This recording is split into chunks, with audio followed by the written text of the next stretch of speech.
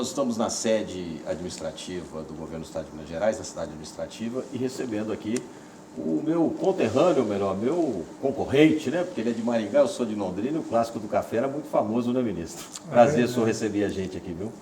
É verdade, é um prazer aqui estar dando essa entrevista para o Tempo. E realmente, né, os dois paranaenses se reencontrando em Minas Gerais, de Londrina e Maringá. Maringá sempre foi muito rival de Londrina, mas são todos amigos. Com certeza. Ministro, vamos falar de segurança.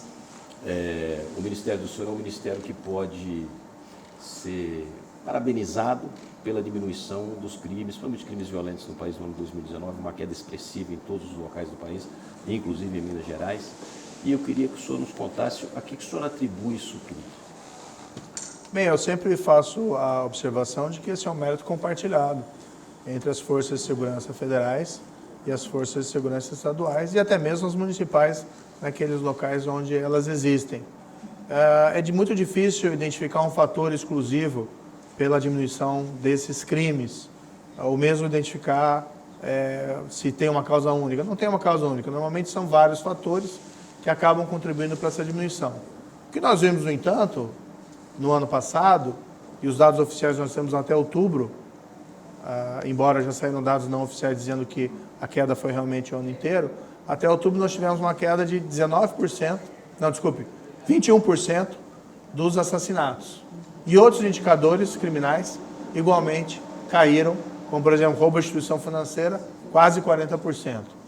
Quais são as causas? Uma atuação mais incisiva contra o crime organizado, representado no governo federal, por exemplo, por recorde de apreensão de drogas, destruição de plantações de drogas nos países fornecedores, isolamento e transferência de lideranças criminosas para os presídios federais, uma atuação mais incisiva da Polícia Federal contra o patrimônio dessas organizações criminosas. Tudo isso tem contribuído, porque boa parte da criminalidade violenta, dos assassinatos, especialmente nas regiões metropolitanas das cidades, está vinculada ao crime organizado. Disputas de drogas, de mercado de drogas, mercado de armas, seja entre traficantes ou seja traficantes e consumidores. Além de outras políticas específicas. A Força de Intervenção Penitenciária do governo federal tem retomado o controle de alguns estabelecimentos carcerários relevantes dentro do país. A Força Nacional de Segurança Pública, o projeto Em Frente Brasil. Mas, claro, isso não seria possível se não tivesse também uma atuação consistente dos governos estaduais, inclusive aqui em Minas, uma queda também expressiva dos principais indicadores criminais. Está conosco aqui nesse bate-papo o Heitor Mazzuco, que é repórter de política também do Jornal Tempo e do Portal Tempo, também tem perguntas para o senhor. Tudo bom, ministro? Bom dia. Ministro, é o seguinte, falando um pouco mais de política também, eu queria saber como que o senhor vai se portar na eleição de 2020, se o senhor vai fazer campanha, se o senhor pensa em apoiar algum candidato, já que está na condição de ministro, se é viável, né? E queria saber se tem essa previsão, se o senhor, digamos assim, militar na campanha. Olha, isso é tudo muito novo para mim, porque eu vim da magistratura, onde, quanto a isso, não pode ter qualquer atividade político-partidária. No governo federal, a minha intenção é atuar, né, continuar na minha gestão e realizando o meu trabalho. Em princípio, não tenho intenção de me envolver nas disputas eleitorais municipais. Né? Mas, como disse, é tudo muito novo para mim. Então, é o tipo da coisa que eu nunca me preocupei no passado. Tem que refletir agora. O ministro, voltando a falar sobre a questão da segurança, em relação aos projetos do senhor, evidentemente, quando o senhor foi convidado a ser ministro, o senhor elaborou um projeto de segurança pública para todo o país. E, de repente, em alguns casos, quando chega no Congresso Nacional, tem sempre aquele problema da questão política, se vai, se não vai, se pode, se não pode. Eu queria que o senhor citasse algumas questões relacionadas à segurança que deixaram o senhor, assim, meio preocupado com a política, podemos dizer, tipo o juiz de garantia, prisão em segunda instância, quais que afetaram mais o senhor? Isso faz parte do jogo político, do processo político. Então, sim, mas pro nem tudo, novo, né? Nem tudo se consegue no Congresso. Então, tem que trabalhar para o convencimento dos parlamentares. Agora, às vezes existem alguns reveses, existem vitórias. Então, nós enviamos o projeto de lei anticrime. Ele foi aprovado no final do ano passado, em parte. Seria muito melhor se tivesse sido aprovado integralmente. E ainda houve a inserção de algumas medidas lá em relação às quais nós respeitosamente divergíamos. Mas ainda acho que o saldo final foi positivo. Tem diversas medidas na lei anticrime, como, por exemplo, uma política mais rigorosa prisional em relação àquele que se mantém vinculado à organização criminosa, ele simplesmente não obtém benefícios enquanto ele se mantém vinculado. Isso já está valendo, ministro? Isso já está valendo, entrou em vigor agora em janeiro. Regras, por exemplo, relativas a confisco alargado, de patrimônio de criminosos profissionais, isso também é relevante. Agora, algumas outras coisas nós vemos como contraproducente. Então, por exemplo, o fim da prisão em segunda instância, que não foi do Congresso, foi uma decisão do Supremo Tribunal Federal, nós respeitamos, evidentemente, mas achamos que não foi a melhor decisão. É importante que nós restabelecemos isso, seja através da PEC que tem na Câmara, seja através de projetos de lei no Senado. Especificamente nesse caso, não seria uma inversão de valores, tipo o Supremo tentando legislar e, às vezes, o Legislativo tentando fazer leis não, interferir nas leis do Supremo? É uma interpretação da Constituição de 88 que é um tanto quanto controvertida, qual que é o alcance da presunção de inocência. Em geral, no mundo, o que se entende? A presunção de inocência significa que você não pode condenar ninguém sem provas, e as provas têm que ser muito boas. Não tem lá muito a ver com efeitos de recurso em processos. O Supremo tinha um posicionamento, mudou, depois mudou de novo. Do ponto de vista da justiça e segurança pública, qual que é a minha avaliação? A pessoa que cometeu um crime tem que responder pelos fatos. Impunidade gera mais criminalidade. Se a pessoa comete um ato criminoso e ela não é punida, isso é incentivo a ela mesma praticar novos crimes, como também aos demais, que observam o que acontece, em geral, com o comportamento criminoso. Então, reduzir a impunidade é fundamental para que nós tenhamos menos crimes. E, nesse aspecto, executar uma condenação criminal tem que acontecer em algum momento. Essa exigência de esperar o último recurso, no Brasil, ela não é razoável, dado aí a demora desses processos. Muitas vezes leva 10 anos, 20 anos. Muitas vezes criminosos, e a gente pensa na corrupção, mas não é só a corrupção, às vezes crimes de sangue saem impunes porque não se executam os julgamentos em tempo hábil. E a própria demora acaba sendo um estímulo à impunidade. A pessoa não vê acontecer, mata alguém é assassinado numa pequena cidade e o responsável não é punido. Então isso é uma afronta, não só à justiça, mas à segurança pública. Ministro, falando na questão do juiz de garantia, o senhor acha que ainda tem como reverter essa decisão? Evitar o juiz de garantias ainda? Essa é uma questão entregue ao Supremo Tribunal Federal agora. Eu me posicionei contra, infelizmente foi inserido, e eu sempre disse muito respeitosamente aos congressistas, que se nós formos fazer uma modificação estrutural na justiça brasileira, ela tem que ser melhor planejada. E o que nós temos? Nós temos 2 ministros supremos que suspenderam a medida. Primeiro veio o ministro Toffoli, que suspendeu, embora com prazo. Depois veio o ministro Fux, que suspendeu sem estabelecer um prazo específico. Porque tem muitas falhas, ficaram muitas questões abertas. Vai valer para os processos em andamento? Só para os processos futuros? Como é que fica, por exemplo, o júri? Como é que fica caso de violência doméstica? Tem estrutura a justiça brasileira para ter o juiz de garantias? 2 juízes por comarca? Quantas comarcas tem só um juiz?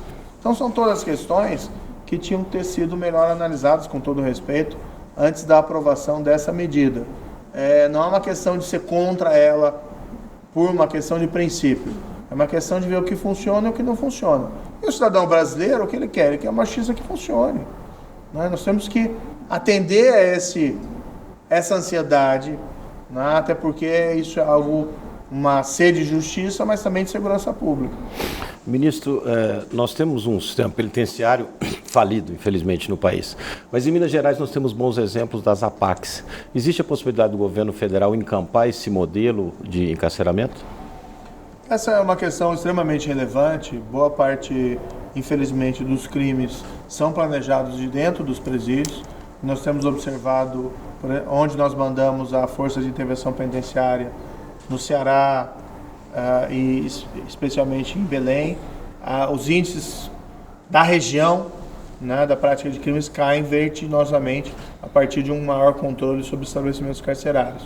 O que nós temos que trabalhar é para retomar esse controle, melhorar os nossos presídios e dar aos presos maiores oportunidades de educação e de trabalho, né, porque um dia eles vão sair de lá. Existem algumas experiências muito positivas no Brasil inteiro. Minas tem algumas experiências positivas. Essa experiência das APACs é extremamente interessante. Eu tive aqui em Minas Gerais em visita a uma delas juntamente com a ministra Carmen Lúcia, que é uma pessoa que preza muito por essas APACs. Ela dá um grande apoio à instalação dessas APACs. O governo federal, o que nós estamos fazendo ali no DEPEN, nós estudamos o modelo e nós incentivamos o modelo. Mas a criação de novas APACs depende muito das comunidades nas quais ela pode ser instalada, porque precisa de um envolvimento comunitário, precisa do envolvimento do juiz, do promotor, além da própria sociedade da região. Então não é algo assim facilmente replicável somente com investimento financeiro. Ainda sobre penitenciária, o senhor tem celular, o senhor sabe que às vezes o senhor tenta fazer uma ligação e a linha cai e dá algum problema. Sim. Por que funciona dentro de penitenciária e fora não? Essa é uma boa pergunta, né? Uma pergunta interessante.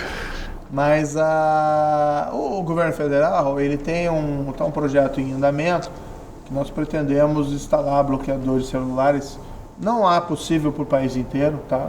Porque o custo é muito alto, mas nós temos uma ideia de tentar instalar em alguns dos principais presídios que geram mais problemas esses bloqueadores, alugando essas empresas que prestam esse serviço. É o tipo de equipamento que não vale a pena comprar, porque a evolução tecnológica é muito rápida. E existem outras soluções que podem ser tomadas, que são às vezes mais simples. Por exemplo, você tirar as tomadas. Né? Isso não elimina de todo, mas vai dificultando a utilização desses aparelhos. Os presídios federais, por exemplo, são 5, segurança máxima, nunca houve um celular apreendido lá dentro, porque simplesmente não entra. Tem sistemas de controle eficientes. Claro que esse modelo dos penitenciários federais não pode ser replicado no país inteiro, porque ele tem um custo mais elevado, claro. São destinados às lideranças, mas se pode melhorar a segurança, sim, né? E evitar que entre, pelo menos na quantidade que se observa, esses celulares nos presídios. Heitor? Ministro, a OAB fez uma reclamação do juiz Bretas, porque ele apareceu num evento com o presidente Bolsonaro. Você acha que ele tem que evitar essas aparições ainda por ser juiz, ou não é algo tão relevante assim para levar adiante? Bem, olha, eu tenho uma grande admiração pelo juiz Marcelo Bretas, ele tem feito um trabalho fantástico lá no Rio de Janeiro, na Operação Lava Jato, e são essas questões que, a meu ver, têm que ser levadas em consideração, né? Tem que se tomar, vamos dizer assim, eu acho estranho, às vezes eu vi isso quando era juiz da Lava Jato, em Curitiba, que havia toda uma pressão, vamos dizer, muitas vezes, iniciativas para tentar desmoralizar o juiz, eu acho que fiz um trabalho relevante, cabível, evidentemente, críticas e tal, mas o trabalho era importante. E quando eu vejo o trabalho do Marcelo Bretas, eu acho que esse aspecto, essa perspectiva é que tem que ser valorizado, que faz um trabalho extremamente relevante para o país. Esse aspecto deve ser valorizado. E essas iniciativas punitivas, eu sinceramente não concordo. Iniciativas punitivas contra ele, né? Ministro, o senhor é muito elogiado pela maioria dos brasileiros como o ministro que resolveu os problemas da corrupção e vem resolvendo no país como juiz e depois como ministro, mas o senhor também ao mesmo tempo vem sendo muito agredido, inclusive por parlamentares. Teve um parlamentar do Rio de Janeiro que chegou a chamar o senhor de ladrão, de gangue de miliciano, uma coisa assim, capacho de miliciano, alguma coisa assim. O senhor, como cidadão, pretende tomar alguma atitude contra esse tipo de pessoas que agem dessa forma? Talvez eu entre com alguma medida. Existem, às vezes, algumas pessoas que se exaltam. Eu acho assim, quem ofende os outros normalmente diz um pouco sobre si mesmo, né? Mais do que até... Então, eu não tenho muita preocupação em ficar revidando ofensa ou baixar o nível do debate. Até na ocasião, foi a segunda vez que esse deputado teria me ofendido. Eu até redargui, mas de uma maneira muito mais suave do que o próprio deputado. Eu acho assim, eu sempre tratei todo mundo com urbanidade, né? Senhor, senhora, por favor, por gentileza, muito obrigado. Eu acho que esse comportamento de urbanidade é que o cidadão brasileiro quer ver nos seus representantes, seja no executivo, seja no legislativo ou no próprio judiciário. Gentileza gera gentileza, né? Eu acho que urbanidade é um dever civilizatório, né? Vamos colocar dessa forma. Então não me preocupo muito com isso, não. Se eu for tomar alguma medida ou não, ainda sinceramente não pensei. Nosso tempo está acabando, vou deixar uma última pergunta para o Heitor Mazzuco. Então eu vou fazer duas rapidinho, em sequência. Ministro, primeira coisa é só se o senhor, agora com a chegada do novo ministro, o senhor acha que isso é um indício que pode haver aí uma divisão do ministério que o senhor ocupa agora e ele futuramente talvez ocupar esse cargo de ministro, dividindo o ministério que o senhor ocupa agora? E uma segunda é sobre a Alerj, que alguns deputados reclamaram de uma suposta espionagem, né? Eles vão fazer uma reclamação junto ao Ministério para ver se o senhor pode tomar alguma medida com relação a isso. Essas duas questões. Não, a primeira questão assim, eu conheço o general Braga Neto, foi interventor federal no Rio de Janeiro, está assumindo agora o cargo de chefe da Casa Civil, foi uma escolha do presidente Jair Bolsonaro. O general Braga Neto é um dos melhores quadros públicos do Brasil, fez um excelente trabalho na intervenção, eu tenho uma ótima relação com ele. Ele está assumindo Casa Civil, essa questão de segurança pública, é uma hipótese que não se coloca, não se colocou, e ninguém está pensando nisso, né? Então, no fundo, vai se trabalhar junto, né, com o general, assim como dentro do governo. Eu tenho ótimas expectativas em relação ao general, o trabalho dele na Casa Civil. E a outra questão da Alerj, eu não sei, eu vi no jornal, quando chegar alguma solicitação nesse sentido, nós vamos avaliar. Ministro, para a gente finalizar aqui, estamos chegando ao final do nosso bate-papo, queria que o senhor falasse para o nosso ouvinte, para o nosso telespectador do portal e também para o nosso leitor do Jornal O Tempo e do Super, sobre as medidas que estão previstas para esse ano, o que a gente pode esperar mais para a segurança pública esse ano e, se puder, especificamente para Minas Gerais. Bem, continua sendo feito o trabalho do Ministério da Justiça e Segurança Pública, somente a nível de integração. Hoje, inclusive, teve uma operação importante, coordenada pela CEOP do Ministério da Justiça, que é a Operação Luz da Infância 6, que envolve o cumprimento simultâneo de ações contra a pornografia infanto-juvenil em 12 estados da Federação, além de mais 4 países estarem envolvidos fora do Brasil, ações também nesses países. Isso é muito importante. Nós temos, vamos dizer assim, investido na Polícia Federal, investido na Polícia Rodoviária Federal, nessa integração, então os resultados estão vindo, nós estamos buscando, nós vamos aprofundar agora em Frente Brasil, nessas cidades já escolhidas, e vamos... São cinco cidades. 5 cidades, né? E vamos avaliar a expansão dela mais adiante para outras localidades. Nós estamos perseguindo sempre uma permanente redução desses índices de criminalidade. Acho que isso é essencialmente importante. Supremo Tribunal Federal ou carreira política? Não, o importante é eu fazer meu trabalho como Ministro da Justiça e Segurança Pública no momento, o meu foco é esse. Tá certo, muito obrigado, ministro. Muito obrigado.